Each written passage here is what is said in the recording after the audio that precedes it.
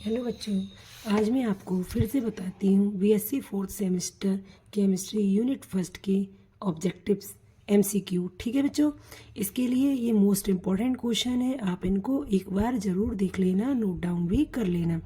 सबसे पहला है which quantum number is not related with Schrödinger equation. ये मैंने कल भी बताया था वीडियो में। तो प्रिंसिपल, एजीमुथल, मैग्नेटिक या स्पिन, तो इसका आंसर आएगा बच्चों स्पिन। स्पिन क्वांटम नंबर जो होता है वह श्रोडिंगर इक्वेशन से रिलेटेड नहीं होती। ठीक है, दूसरा है हमारा करेक्ट सेट ऑफ पॉसिबल सब orbits for which n plus L 7। मतलब इसमें एक सेट देखना है, 4 ऑप्शन है कि कौन से सेट के लिए n प्लस एल का मान 7 आएगा। तो सभी को पता होना चाहिए n हमारी क्वांटम प्रिंसिपल क्वांटम नंबर होता है, एल हमारा एजीमुथल क्वांटम नंबर होता है। जो प्रिंसिपल क्वांटम नंबर होता है तो ये सबको पता हो, जैसे 1s में कितना होगा 1। ठीक है, 3s के लिए अगर बात करें तो 3, जो आगे वाली संख्या होती है उसका प्रिंसिपल क्वांटम नंबर होता है, ये होती है उसकी कक्षा की संख्या। ठीक, अब इसमें है एल, एल है हमारा एजीमुथल क्वांटम नंबर।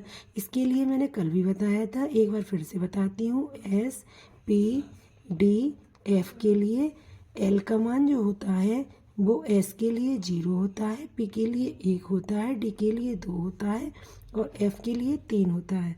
तो इसमें देख लो कि इनमें किन के लिए होगा 7। एन प्लस एल का टोटल मान कितना होना चाहिए 7। चलो देखते हैं इस ऑप्शन से।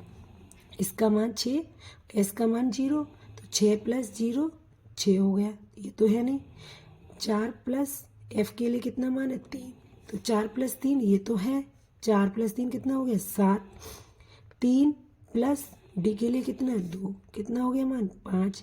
पी के लिए कितना होता है 1, 7 और 1 8 हो गया। तो इसने कहा एक ऐसा सेट चाहिए, करेक्ट सेट ऑफ पॉसिबल सब orbits for which N plus L 7। इसका मतलब ये वाला ऑप्शन हमारा नहीं है।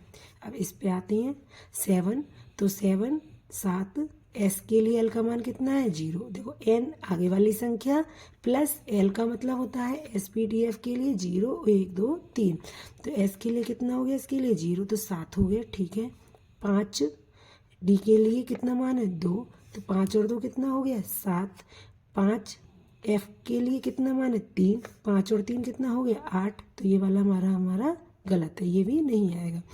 इसके बाद आते हैं हम इस पर, 7 प्लस एस का मान कितना 0, तो कितना हो गया 7। ठीक है, 6 6 पी के लिए कितना मान होगा 1, 6 और 1 7 हो गया। चलो ये भी ठीक है। 3 डी 3 प्लस डी के लिए कितना मान है 2, 3 2 5, तो ये भी हमारा गलत है। अब इस वाला देखते हैं 7s, तो 7 प्लस 0 बराबर कितना हो गया 7। 6 पी के लिए 6 प्लस 1 पी के लिए कितना होता है 1, तो कितना हो गया 7। 5 प्लस 2 डी के लिए 2 है ना, तो 5 प्लस 2 कितना हो गया 7। 4 प्लस एफ के लिए कितना है 3, 4 प्लस 3 7।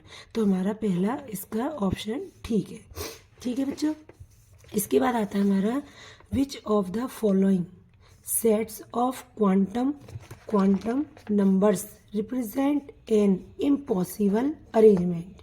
इसमें पूछा गया है कि ऐसा कौन सा है जो इम्पॉसिबल अरेंजमेंट हो इसका। Which of the following set of quantum number का कौन सा सेट है जो हमें क्या कर रहा है इम्पॉसिबल हो। तो एन हमारी मुख्य क्वांटम संख्या, एल एजीमुथल क्वांटम संख्या, एम मैग्नेटिक क्वांटम संख्या और एस होती है हमारी स्पिन क्वांटम नंबर।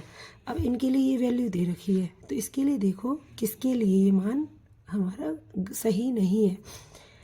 तो देखो 3 एल का मान कितना होता है 2, किसके लिए डी के लिए, अभी बताया था 3D। और एल का एम का मान जो निकल के आता है एल के लिए वो आता है -L से +L। ठीक है, तो -L, एल का मान कितना है 2, तो -2 से +2 ये वाली वैल्यू, ये तो ठीक है। एस का मान अगर एरो ऊपर है, इलेक्ट्रॉन का स्पिन ऊपर है मतलब क्लॉकवाइज है तो प्लस का 1/2, अगर एंटी क्लॉकवाइज है तो माइनस का 1/2, तो ये तो सही है।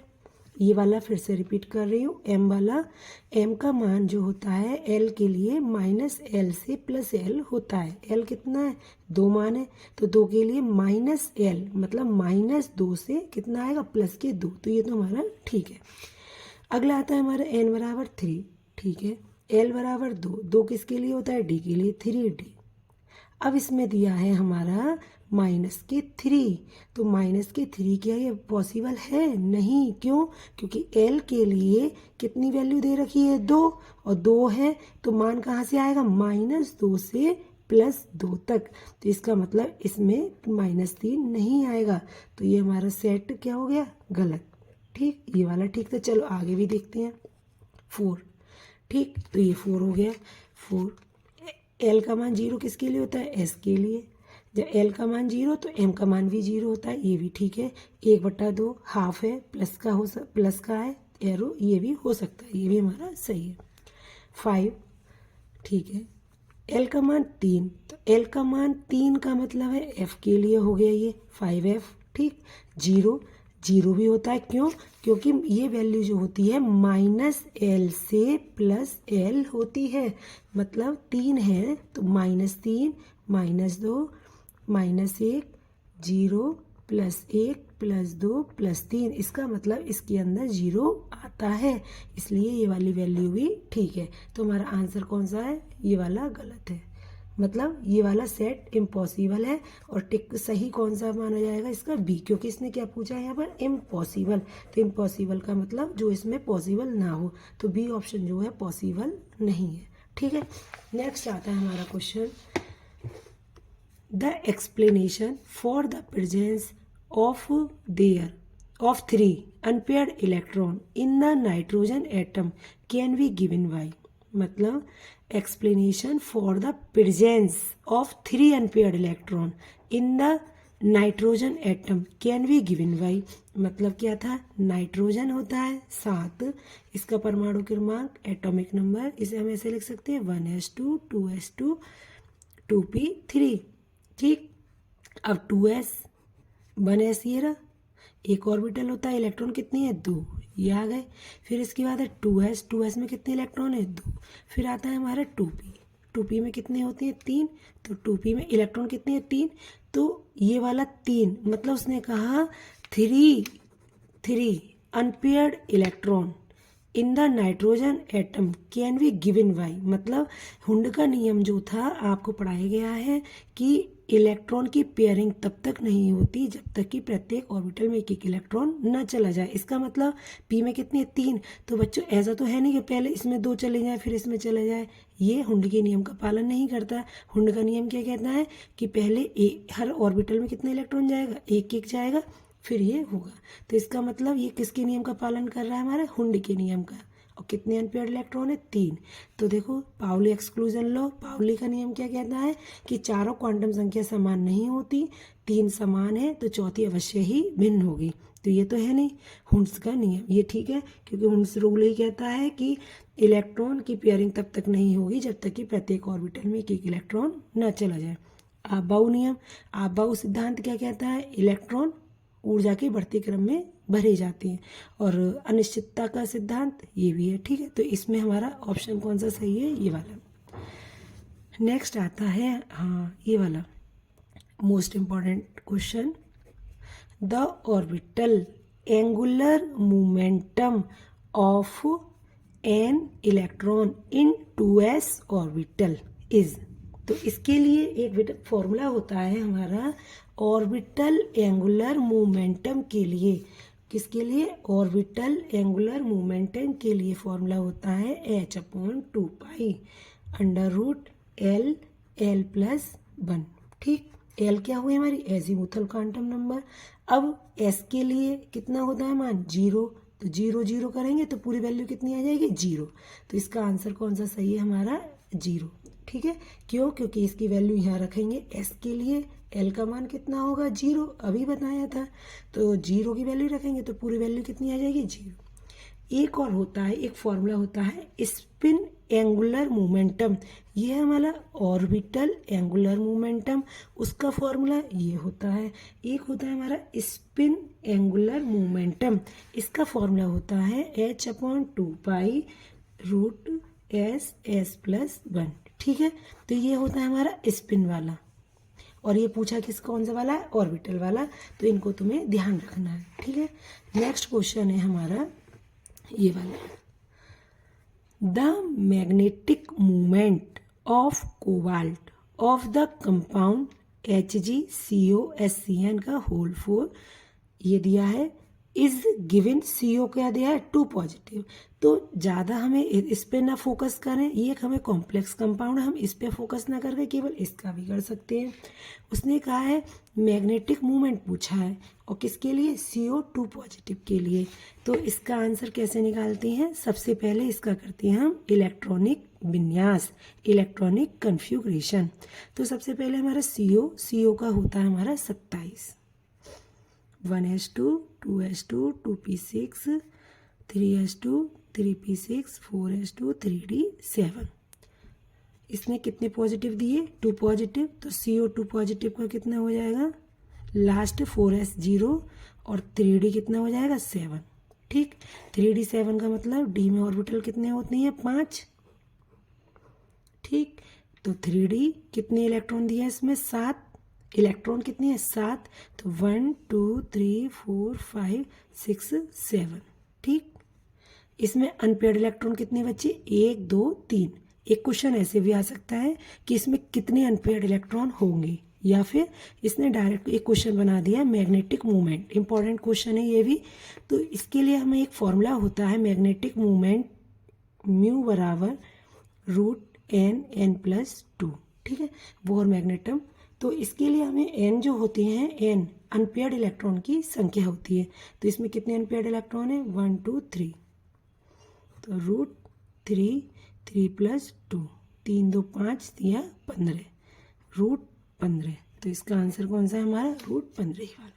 ठीक है, ये भी हो गया। अब आता है हमारा how many electrons can fit into the orbitals that comprise the third quantum shell 3। तो 3 क्वांटम शेल है हमारी, क्वांटम शेल में कितनी है 3, तो 3 में कौन कौन आ सकता है, 3s 3p और 3d। ठीक है, 3s में कितने इलेक्ट्रॉन होंगे मैक्सिमम 2, p में 6, d में 10, तो 6 2 8 10 18। तो इसका आंसर कौन सा हो गया हमारा 18। ठीक है, इसके बाद अगर इसमें 4 का होता, इसमें दे रखा होता 4, तो इसमें हम 4f को भी इंक्लूड कर देते। ठीक है, नेक्स्ट एक क्वेश्चन और है ये वाला,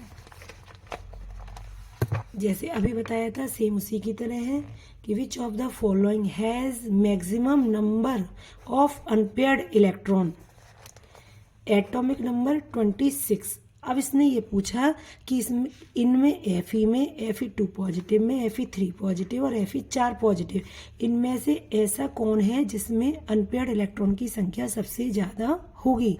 तो सबसे पहले वही हम इलेक्ट्रॉनिक कन्फिग्रेशन करेंगे। Fe कितना होता है 26, 1s2 2s2 2p6 3s2 3p6 4s2 3d6। ठीक है, सबसे पहले हम 3d के ही कर ले रहे। कितने इलेक्ट्रॉन है 6, 1 2 3 4 5 6। कितने अनपेयर्ड इलेक्ट्रॉन हो गए हमारे इसमें 4, 1 2 3 4, 4 अनपेयर्ड इलेक्ट्रॉन। अब इसने दूसरा ऑप्शन दिया है Fe2 पॉजिटिव, तो Fe2 पॉजिटिव होता है, इसी को ले लो। तो 2 पॉजिटिव में 4s कितना होता है 0 हो जाता है, क्योंकि 2 इलेक्ट्रॉन निकल जाते हैं वाई कक्षा में से। तो 3p6 तक सेम है, 4s कितना हो जाएगा 0 और 3d कितना हो जाएगा 6, सेम आ जाएगा। 1 2 3 4 5 और 1 6। कितने अनपेयर्ड इलेक्ट्रॉन आ गए हमारे 4। अगला हमारा ऑप्शन दिया है Fe3 पॉजिटिव, तो 3 पॉजिटिव को निकाल लो, ये वाला ही ले लो। 3 पॉजिटिव में 2 s में से चले जाएंगे, 1 d में से निकल जाएगा, तो क्या बनेगा 1s2 2s2 2p6 3s2 3p6 4s 0, ये वाला 2 निकल गए, एक इसमें से, क्योंकि कितने चार आवेश है 3 प्लस का, तो 2 इसमें से, एक इसमें से, 3d 5, कितने थे पहले 6, अब कितने रह गए 5, तो d ऑर्बिटल बना लो, 1 2 3 4 5, इसमें अनपेयर्ड इलेक्ट्रॉन कितने हमारे टोटल 5।